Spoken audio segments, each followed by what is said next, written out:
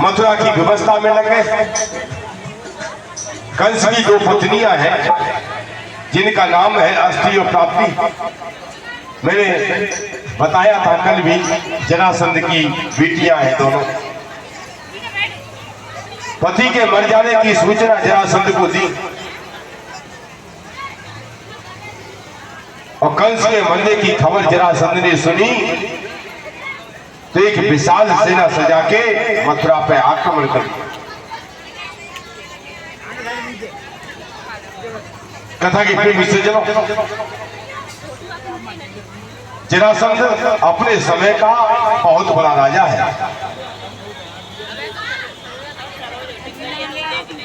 आज मथुरा पे आक्रमण किया, सारी मथुरा भयभीत। भगवान श्री कृष्ण ने सबको धीरज बनाया, कहीं भैया घबराओ मत। जरासंध मुझे मारने आया है और जब मैं अकेला उसके सामने चला जाता हूं तो वो तुम्हारा कोई अहित नहीं करेगा। श्री कृष्ण बलराम दोनों भैया आज मथुरा से बाहर निकले।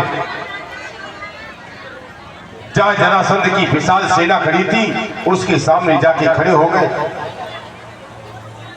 कितनी सेना है? पुराणों में लिखा है 23 अक्षौणी सेना। 23 अक्षौणी विशाल सेना। आज प्रभु ने देखा, मुस्कुरा दिए प्रभु और अपने स्वरूप का ध्यान किया। सुखदेव जी महाराज कहते हैं उस समय आकाश से तो दिव्य रथ उतर आए। एक रथ में दाऊ भैया चढ़ गए, एक में श्री कृष्ण भगवान। प्रभु के सुदर्शन चक्र, गदा, सारंग, धनुष, दाऊ जी का हल और मूसल दोनों आगे हथियारों से सुसज्जित हुए दोनों भाई। और भगवान ने शंख बजाकर जरासंध को युद्ध की चुनौती दी डाली।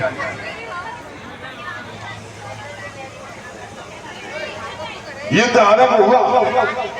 कौतुक में ही श्री कृष्ण बलराम ने सारी सेना मार डाली। दाऊ जी महाराज ने जरासंध को जमीन पर गिराया और मारना चाहते हैं। भगवान ने कही भैया मारो मत, ये हमारा नाना है, हमारा नाना है, रिश्तेदार है, बुजुर्ग है, बड़ा राजा है, इसे मारना नहीं है, जिंदा छोड़ दो। प्रभु ने जिंदा छुड़वा दिया। तो दूसरी बार फिर सेना सजा के आया। और कितनी बार आया? भागवत में लिखा है 17 बार।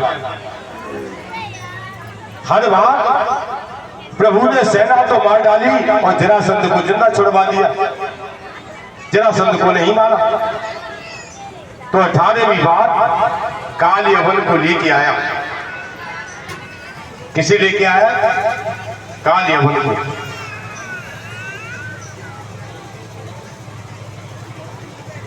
काल यवन को भगवान शिव का वरदान है कि किसी अस्त्र और शस्त्र के द्वारा तेरी मौत नहीं होगी। अच्छा, कोई ऐसा आ जाए सामने जो हथियार से नहीं मरेगा तो क्या करोगे फिर? कैसे मारोगे? अब मथुरा वाले बड़े भयभीत, क्या करें?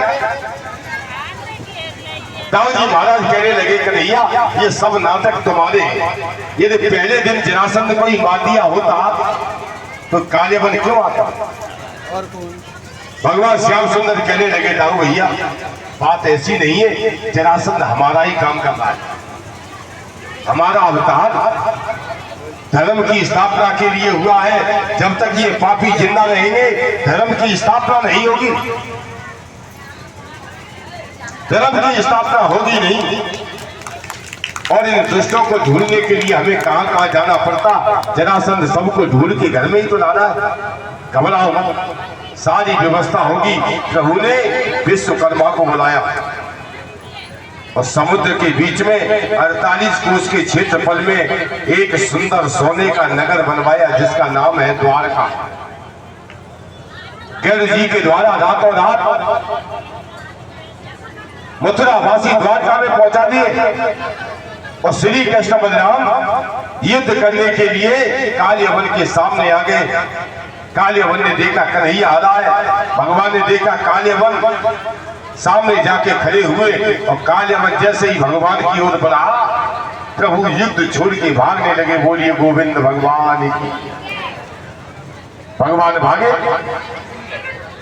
भक्तों ने देखा कहीं बाप प्रभु बड़े बहादुर बन रहे थे, भागने लगे। भक्तों ने प्रेम से भगवान का एक नाम रख दिया, रणछोड़। बोलिए रणछोड़ भगवान की। युद्ध छोड़ के भागे। काले वन पीछे पड़ गया, भगवान आगे, काले वन पीछे। भगवान पकड़ में नहीं आए, एक गुफा में घुस गए। ऐसी गुफा है जिसमें एक राजा सो रहे हैं जिनका नाम है मुचकुंद। देवताओं का वरदान है, तुम्हें जो सोते से जगाएगा दृष्टि पड़ते ही जल के खाक हो जाए। भगवान जानते थे इस रहस्य को। अंदर गए, अपना पीताम्बर राजा मुचकुंद के ऊपर डाला। भगवान अंदर छुप गए और काल यवन ने देखा, देखो कन्हैया कितना चालाक है, सोने का ढोंग कर रहा है। कैसा नाटक करके सो गया। और उसने राजा मुचकुंद में लात मार दी। लात लगी, राजा मुचकुंद की नींद टूटी और आंखें खुली और जैसे ही नजर भर के काल यवन को देखा, उसके शरीर में आग की लपटें उठने लगी और काल यवन जल के खाक हो गया। बोलिए गोविंद भगवान की। काल यवन का अंत कर दिया प्रभु ने। ये भागवत की कथा है। एक बात बताऊं, कथा के 3 रूप होते हैं, यथार्थ, रोचक और भयानक। इसी कथा को थोड़े गीत और चुटकुलों के साथ कह दिया जाता तो रोचक हो जाती, लेकिन कथा कैसी है जो मैंने कही है? भयानक। भयानक है, रोचक नहीं है, भयानक है और यथार्थ भी नहीं है। कथा का तीसरा रूप होता है यथार्थ रूप, वास्तविक रूप, जिसे संतों की भाषा में आध्यात्मिक स्वरूप कहते हैं। ये जरासंध के युद्ध की जो कथा है कैसी है? ये भागवत के 10वें स्कंद की कथा है, 2 शब्द की कथा है, बहुत काम की है। भागवत के 10वें स्कंद की कथा है और 10वां स्कंद भागवत का बहुत बड़ा है, इसलिए विद्वान होने से 2 भागों में बांटा है। पहले भाग को कहते हैं पूर्वार्ध और दूसरे भाग को कहते हैं उत्तरार्ध।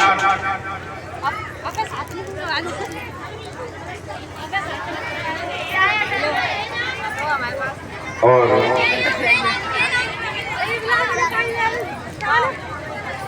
अभी हमारे बीच में काव्यकारी से पधारे हैं सम्माननीय विमल यादव, भूतपूर्व जिला पंचायत सदस्य,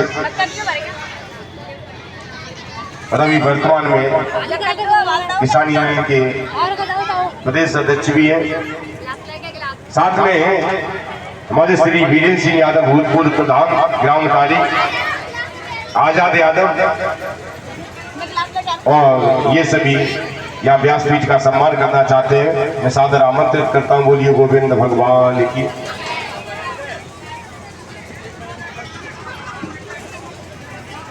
कथा के प्रेम सज्जनों, भागवत का 10वां स्कंद बहुत बड़ा है, 2 भागों में बांटा गया, पूर्वार्ध और उत्तरार्ध। पूर्वार्ध में 49 अध्याय है और उत्तरार्ध में 50 के बाद उत्तरार्ध शुरू होता है। संत कहते हैं भागवत का 10वां स्कंद क्या है? मनुष्य की जिंदगी। बोलिए गोविंद भगवान की। बड़ा शांति से सुनना। 10वां स्कंद है मनुष्य की जिंदगी। हमारी जिंदगी भी 2 भागों में बटी है, पूर्वार्ध और उत्तरार्ध। पूर्वार्ध में कितने अध्याय हैं? 49। भागवत की कथा कहती है कि जब तक पूर्वार्ध खत्म हो तब तक मथुरा रूपी शरीर में बसे हुए काम रूपी कंस का नाश कर दो। जिंदगी के 49 साल की उम्र हो तब तक मन में बसे हुए काम को मार दो, और काम नहीं मार पाए तो जिंदगी का उत्तरार्ध शुरू हो जाएगा, 50वां साल शुरू हो जाएगा और हमारी जिंदगी पे आक्रमण होगा किसका? जरासंध का। जरासंध जानते हो? कौन है जरासंध? जरा माने बुढ़ापा। 50वीं साल से हमारे ऊपर बुढ़ापे का आक्रमण हो जाएगा। एक बार नहीं, 17 बार। कैसे कैसे करेगा? कभी तो बाल सफेद कर देगा, कभी कानों से बहरा बना देगा, कभी दांत उखाड़ लेगा, कभी आंखों की रोशनी छीन लेगा, अंग प्रत्यंग को हिला हिला के रख देगा। ये 17 बार में नहीं चेते तो 18वीं बार में आएगा और अपने साथ लाएगा काल यवन को। और काल माने मौत। 17 बार में नहीं चेते तो बुढ़ापे के साथ मौत आएगी। और मौत से बचने का संसार में कोई साधन है? कोई नहीं है ना। लेकिन भागवत कहती है एक साधन है। क्या करें? एक सोने का नगर बनवा ले, द्वारका नगरी बनवा ले। आप कहोगे द्वारका नगरी सोने की, हम कैसे बनवा ले? 72,000 रुपए सोना है। इतना महंगा सोना घर सोने का कैसे बनेगा? तो भागवत बताती है कि घर सोने का कैसे बनता है।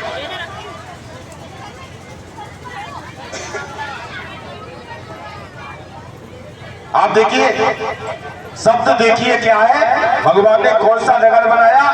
द्वारका। और द्वार माने दरवाजा, और का माने ब्रह्म।